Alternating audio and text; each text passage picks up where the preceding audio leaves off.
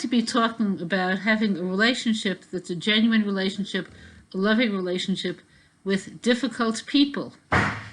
So I want to start off with a few things foundationally. One is everybody is difficult. You know people who aren't difficult. It's just relative. Some are extremely difficult, like sociopaths, and some are only moderately difficult, like your mother-in-law. So the question is, why would you want to have a relationship with a difficult person? So I want to tell you something very deep.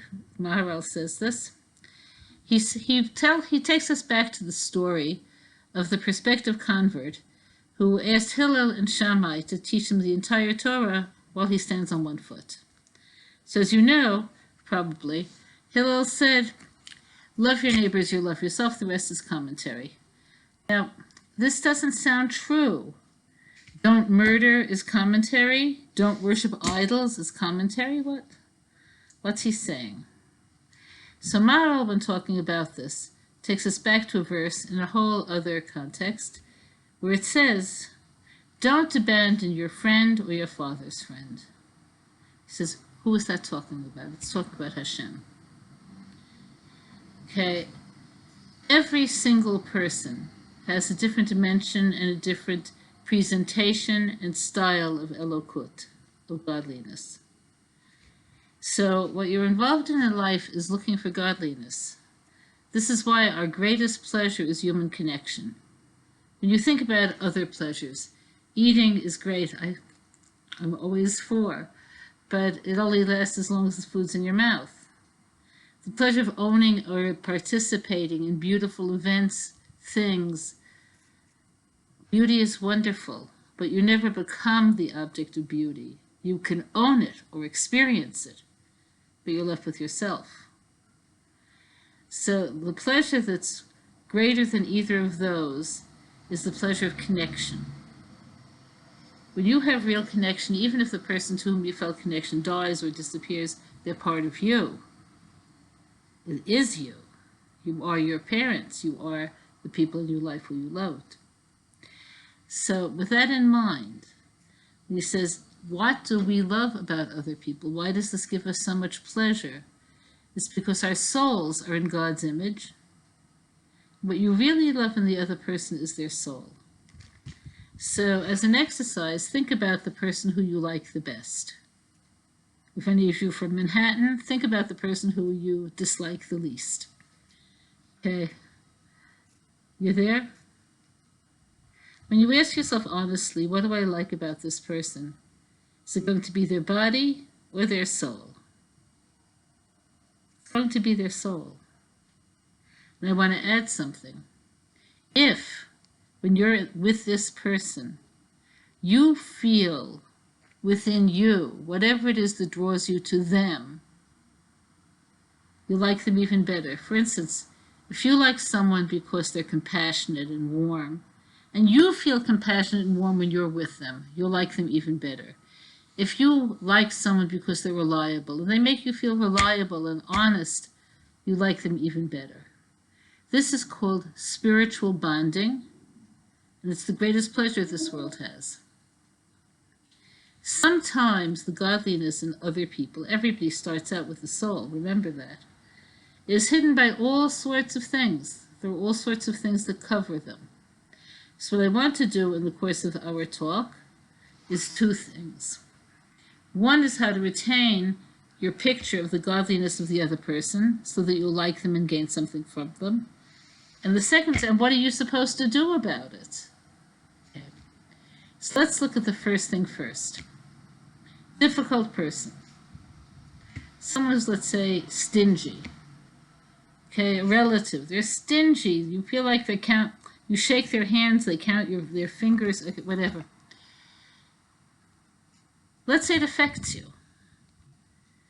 Okay, so what could you do? There's a verse in Tehillim in which a sub-verse is Rasha Odmat Ve'enenu.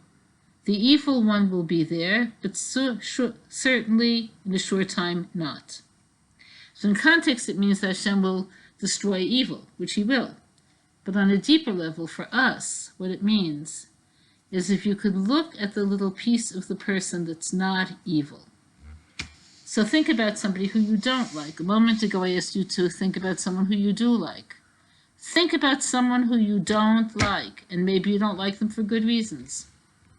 Someone who you don't like, it may be somebody who's egocentric, somebody who only feels good about themselves if they make you feel bad about yourself, somebody who's so different than you that you feel unvalidated just because they don't understand you. You're thinking about someone like this? Okay. So I want to tell you something about this person. They're not completely evil. It's very rare to find a person who's completely evil. Then I'm not talking about your garden variety, not nice person. I'm not talking about the little swindler who rips you off for 25 shekel. Look at really evil. They're not that frequent. Find something that's not evil. If you look, you'll find. Now you may say, sure, this guy, I'll give you an example. This happened to us. I was going to somebody I know. Us, okay. So my husband wanted to rent out his apartment because we got married and he moved here. So somebody claimed to be a real estate agent, knocked on the door, asked where he lived, came to him in his house and said, I sent him. And he has a marvelous person there who wants to rent an apartment. It seemed like a godsend. So a woman comes, claims to be the person who he sent, okay, loves everything in the apartment, signs a contract. He comes, he gets his finder's fee, which is 1 month's rent for a 12-month contract. Everybody is happy. The next day she comes, and she says, well, she's backing out because personal circumstances, because she decided against it, and yes, she could back out. So he got his finder's fee. She's in cahoots with him. They've done this several times in Har Nof. We only found out later. Why am I telling you this awful story? He's not a person who's all evil. He probably is nice to people who he's nice to. He probably suffered as a child. Okay, I don't know him well enough. I don't know him. But what I want to tell you is if there's somebody who's in your life who you do know, I could forget about him. Okay, if there's someone who you do know, you could find something good there if you look. And what do you do next? The next thing you do is when you encounter this person again, because it's a person in your life, you force yourself to see this good. Now you could say, but compared to the bad, the good is nothing. He's 98% bad and 2% good. It works anyway. You could say, but even the good he does is self-motivated. He's doing good because he wants to get something out of it. Might be true. There still might be the fact that he's doing something good rather than bad that's real. If you force yourself to look there, and it's not easy, if you force yourself to look there, the person will relate to you from that place. They'll become reawakened to the latent good that's in themselves. This is going to be part of who they are in their relationship to you. So, I'm going to tell you a rather long, which it is a long story, but it illustrates it so well that I can't resist. In Europe before the Holocaust, the Amshinova Rebbe could see easily where things were going, as at that point could other people as well. His Hasidim raised money. They handed it to him. They said, Rebbe, you have to escape. You have to escape. He wouldn't go. He said, whatever is going to happen to you will happen to me. We're inseparable. But he gave the money to his nephew, and he said to him, leave. And wherever you go, promise me one thing. You're going to try to start something like what we had here, a place of inspiration. Wherever you go, here's the money. Use it for that. So his nephew ended up able to go with the Mir Yeshiva to Shanghai, later ended up in New York, and he never touched the money. And I want you to realize that life in Shanghai was brutal, and he never spent a cent of it because it was sacred money to him. When he got to New York, he realized that $1,000, which in those days was a lot of money, but $1,000 isn't enough to buy a building for a synagogue, sacred books, a Torah, and art. Like, it wasn't. Even $1,000, even in those days. So he was at a loss to know what to do, how to proceed. So a friend told him, look, there's an agency called The Joint, which still exists. It helps Jewish refugees from wherever they come. They'll help you. They help refugees set themselves up. Go. He said, but wait a minute. They're going to ask me if I have assets. I'm going to say I have $1,000. They're not going to want to help me. So the man said to him, I'll tell you. Let you give it to me. We'll write a contract that this money will be in my possession tomorrow, and it re-enters your possession tomorrow night. And you could then look him in the face and say, I have nothing, because it's all legally mine. He said, no, I don't do that. That was off the page. He's going there with his money. So here's what happened next. All of this is just introduction to the real story. He had an appointment in the Joint building for 3 p.m. He got lost on the train. Okay, legend has it that he was passing Ebbets Field, and somebody said, what's the score? And he took it like, Phyllis, like, yes, where are we headed? And he got, as you say in Yiddish, vertracht. He began thinking about this and that. Maybe that part's true, maybe it's not. The rest is true. He came 2 hours late. So they were closing. So the person in charge of the department in which he would have to fill forms, was, you're 2 hours late, mister. Forget it. And he looked him in the eye and said, okay, I'll come back tomorrow. But here's the part that's relevant to what I'm talking about. Because this, and he was sincere, this wasn't a manipulation. He said, is that what you really want?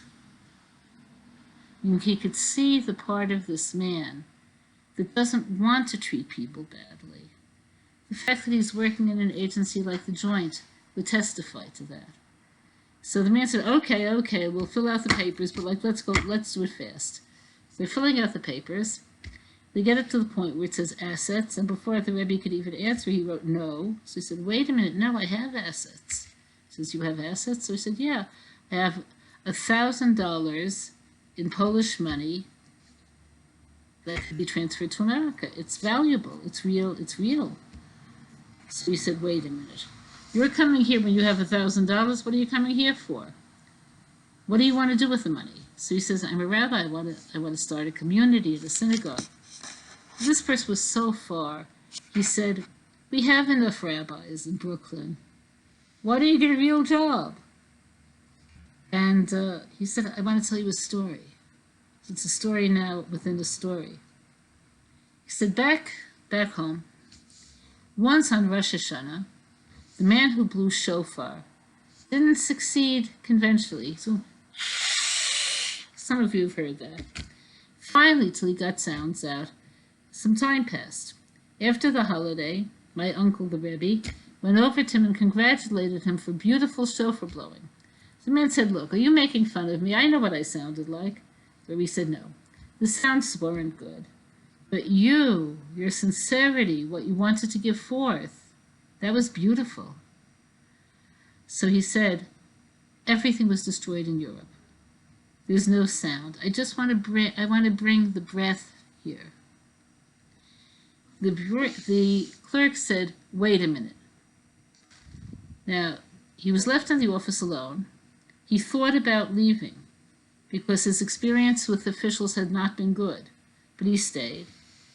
This man came back with 9 other semi-religious people, some completely non-religious, said, we'll be your first congregation.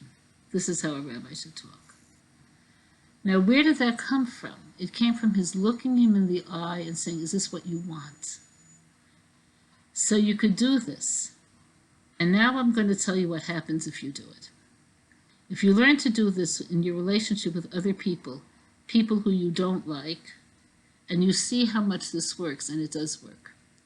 Your next step is doing it to yourself. When you feel guilt, when you feel self-hatred, when you feel like a fool, look at yourself and say, but I've done good. It has to be real. And you'll learn to like yourself. And when you like yourself, liking other people will be much easier. Much less defensiveness, much less pain. So that's part one, and I told you there would be two parts. The second part is on what should you do about it. Let's say you want to like someone who's difficult. What does the Torah actually expect of you?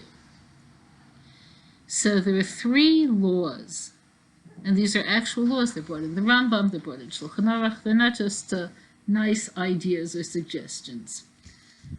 There are 3 laws about how to demonstrate that you really care about someone and love them. Only 3. Much less complicated than Shabbos, for instance. What are these 3 laws? The first one is speak well of your fellow Jew. Notice what I didn't say. I didn't say don't speak badly. I said speak well.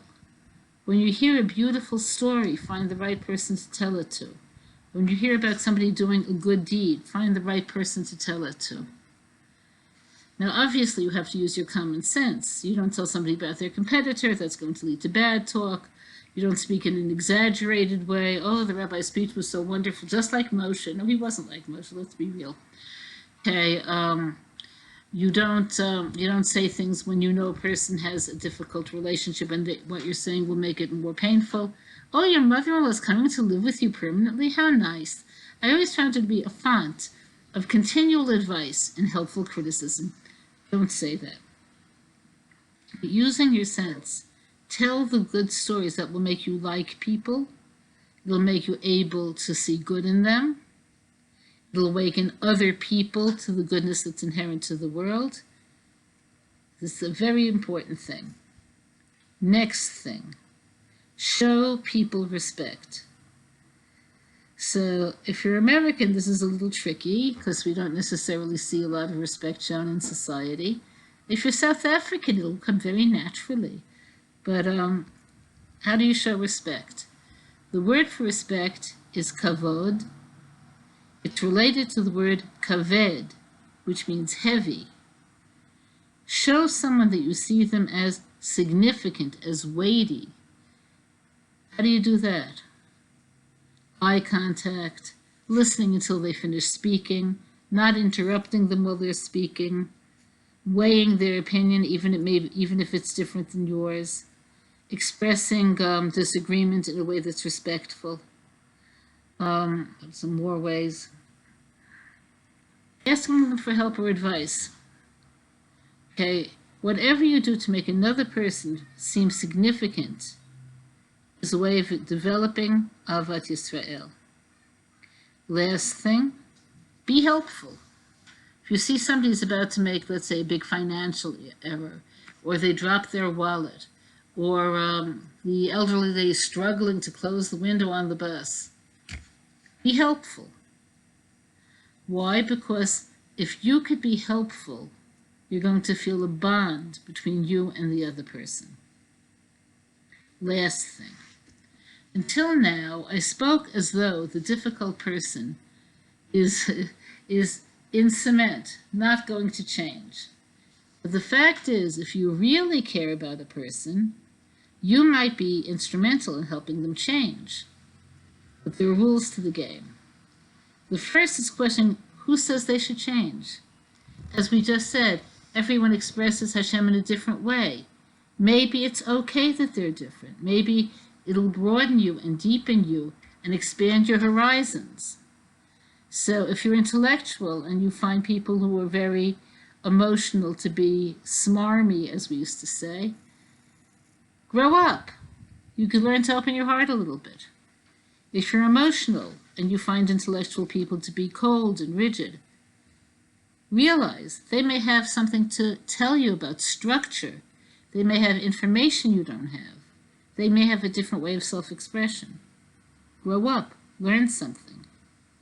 And the same thing would hold with other differences.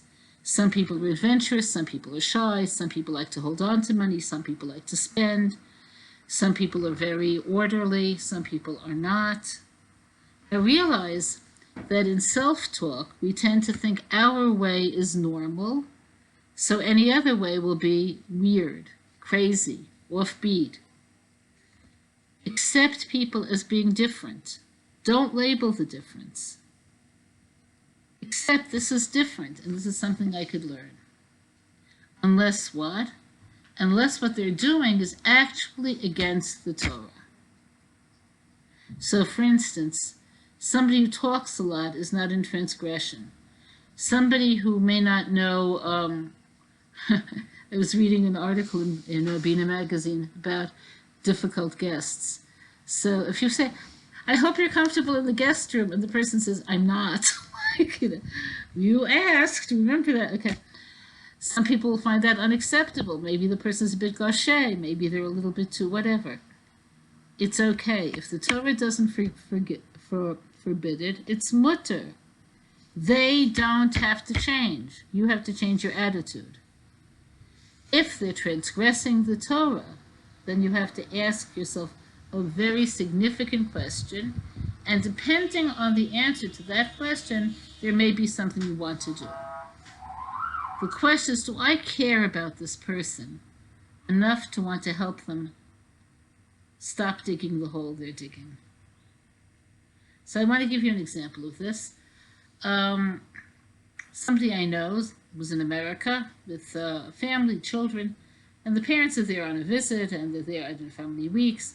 The parents want to see relatives and maybe some cultural places. The kids just want to shop. So finally, the parents gave in and let the kids go by themselves for still another shopping trip while they went to visit Great Aunt Betsy. Okay, so they gave the kids, who were teenagers, written instructions in English.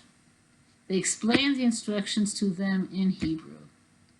Okay, so they get down, they take the train, they go downtown, they buy what they buy, they're on the way home, and then here's what you hear. Picture this, two teenagers. Efa petek, where's the note? Ma, etzlech, it's by you. Ma pitom etzli, it wasn't by me. Ken, natati lach etzeh. Okay. What should they do? They don't have the note that tells them how to go home.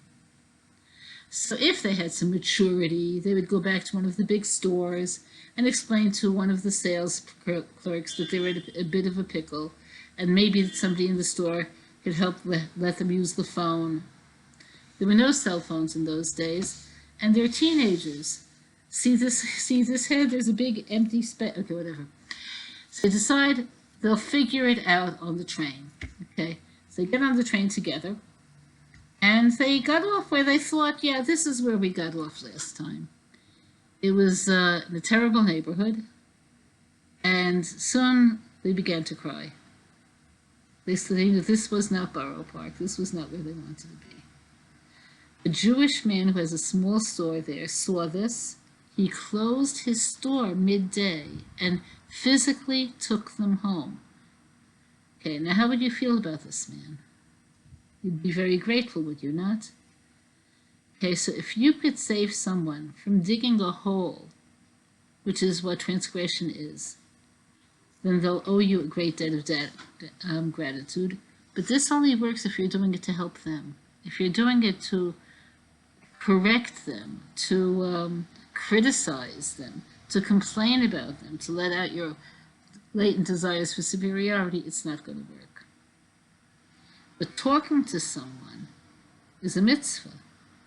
So there are conditions. I'm going to go through the conditions very briefly. Here are the conditions. The person is doing something the Torah actually forbids. For instance, they habitually borrow money and don't return it. Okay, so here are the conditions. Condition number 1, privacy. So that means not through other people and not in the presence of other people. Why? Because if other people are there, there's an audience, and everybody likes to play to the audience. Your enemy here is defensiveness. Next thing.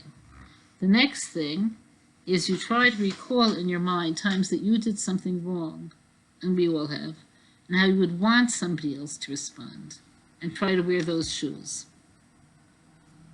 Next thing. Remember, it's private. You say, this is what happened. What's the story? So you're not talking about them, you're talking about the event itself. Why did it happen? Last week I lent you $50. You said it was just for the afternoon. I'm still waiting for it. I asked you 3 times. A month ago it was for $20. I still haven't seen it. What's happening? Okay. So you ask them. Now they're going to answer. Sometimes you'll discover that through their answer that you were wrong. Say, what do you mean I didn't repay you? It was the other day. Remember we were standing outside and the policeman told you to put on your mask. Remember that? And then it'll come back. Yeah, I did. You did repay me. Okay. Sometimes you're wrong. Sometimes you're right. The person didn't. And they'll make an excuse. The excuse may not be all that valid. Oh, wow, I just forget. Okay. But it turns the person from being a monster into a human person with flaws in your mind. Okay. You repeat what they said in different words so they feel heard, because people only yell when they don't feel heard. And then you go on to the next step, which is to tell them what they should do. You forget, buy a pad and write down all the small things you borrowed. That way people will be okay with it, and you'll be a different kind of person. You'll be a person who you like better. You show how it's worth it for them. And you tell them what you want them to do. It should be concrete. Now, with women, this is sometimes a problem. What the woman really wants is for the person to burst into tears and jump out of the window. Now, have a concrete plan. This works almost all of the time. It does not work all of the time. But when it works, it's very rewarding. And even if it doesn't work, and it doesn't work all of the time, I want to tell you what happens. You extended yourself to another person for their benefit. So you've observed the mitzvah of loving your neighbor as you love yourself. So to pull everything together, we spoke about difficult people. We spoke about why to have a relationship with them, because again, Hashem is so broad and so deep and so infinite that you find sparks of who He is in other people's souls. We spoke about liking people. We spoke about the soul. We spoke about spiritual bonding. We spoke about finding good in people as a way of making them aware of their own good. We spoke about the 3 halachot of Avat Yisrael, speaking well, giving honor, and being helpful. We spoke about when and if you should ever try to change someone or change a behavior more correctly. We went through the methodologies of helping someone change. You should be zocha to like each other, and maybe from there to love each other. Have a great rest of the day.